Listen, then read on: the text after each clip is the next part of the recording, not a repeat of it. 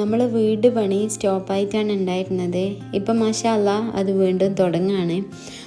ടൈലും സാധനങ്ങളൊക്കെ ആൾക്കാർ കൊണ്ടുവന്നിട്ടുണ്ടായിരുന്നു.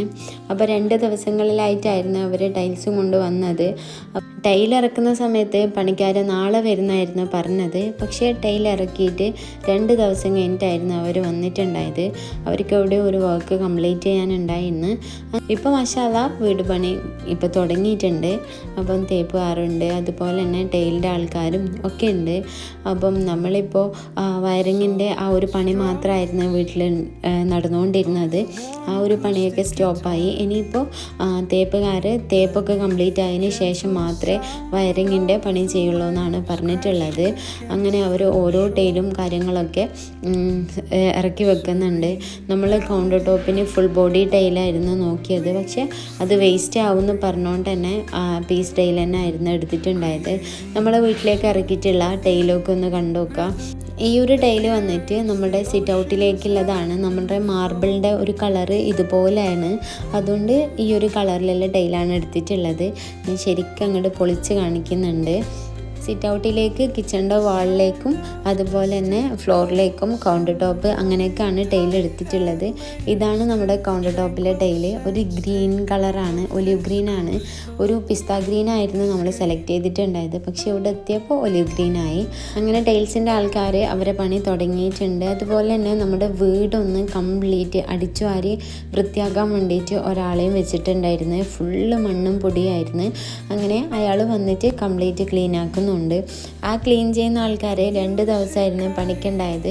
മാക്സിമം ഉള്ളൊക്കെ നല്ല വൃത്തിക്ക് ക്ലീൻ ആക്കിയിട്ടുണ്ട്. പുറത്തുള്ള ഈ ഒരു ഏരിയയും അതുപോലെ തന്നെ കുറച്ച് ചുറ്റുഭാഗം മാത്രം നല്ല വൃത്തിക്ക് ക്ലീൻ ആക്കി വെച്ചിട്ടുണ്ട്. ബാക്കി ഇനിയും ഒരുപാട് പണികളുണ്ട്. ഈ ഒരു സൈഡിലുള്ള മണ്ണൊക്കെ വാരിയിട്ട് അവർ കൊണ്ടുപോയി വേറൊരു സ്ഥലത്ത് നിറക്കണം. അപ്പോൾ ഓരോ പണികളായിട്ട് ഇങ്ങനെ നടന്നുകൊണ്ടുണ്ട്. തേപ്പ് പണിയാണ് കുറച്ച് അധികമായിട്ടുള്ളത്. ടൈലും കാര്യങ്ങളൊക്കെ കുറച്ച് ഭാഗങ്ങളിൽ മാത്രമല്ല വെക്കാൻ. ഇപ്പോൾ അവർ 2 ദിവസമായിട്ട് പണികൾ ചെയ്തുകൊണ്ടുണ്ട്. നമ്മൾ പുറത്തേക്ക് സിറ്റൗട്ടിലേക്ക് വാങ്ങിയിട്ടുള്ള ടൈലാണിത്. നല്ല രസമുണ്ടായിരുന്നു കാണാൻ വേണ്ടിയിട്ട്. ഈ ഒരു നമ്മുടെ ഉള്ളിലുള്ള മാർബിളിന് മാച്ചായിട്ടുള്ള രീതിയിലുള്ള ഒരു ടൈലാണ്. അപ്പം നമ്മളിവിടെ നല്ലൊരു കളർ ടൈൽ ആദ്യം സെലക്ട് ചെയ്തിട്ടുണ്ടായിരുന്നു. പക്ഷേ അത് പിന്നെ വേണ്ടാന്ന് വെച്ച് കിച്ചണിലെ ഫ്ലോറിലേക്ക് വാങ്ങിയിട്ടുള്ള ടൈലാണിത്. ഈ ഒരു കളറായിരുന്നു അതൊക്കെ ഇഷ്ടപ്പെട്ടത്. അങ്ങനെ അവർ ഈ ഒരു കളർ സെലക്ട് ആക്കി. നമ്മുടെ ലിവിങ് ഏരിയയിലേക്ക് പോകുന്ന ഈ ഒരു പറുകോളൻ്റെ ഈ ഒരു ഭാഗമൊക്കെ നല്ല ഭംഗിയായിട്ട് തേച്ചിട്ടുണ്ട്. തേച്ച് കഴിഞ്ഞപ്പോൾ തന്നെ കാണാൻ നല്ല രസമുണ്ടായിരുന്നു. ഇനി ഇവിടെ പെയിൻ്റൊക്കെ കൊടുക്കണം. ആ ഒരു ഫിനിഷിങ് വരുമ്പോൾ നല്ല ഭംഗിയുണ്ട് ഈ ഒരു ഏരിയ. ഞാനിവിടെ ലൈറ്റ് വെക്കണമെന്ന് പറഞ്ഞിട്ടുണ്ടായിരുന്നു. പക്ഷേ അത് അവിടെ വെക്കൽ ഭയങ്കര ബുദ്ധിമുട്ടായതുകൊണ്ട് തന്നെ അവർ ആ ഒരു ഏരിയ സ്കിപ്പാക്കിയിട്ടുണ്ടായിരുന്നു.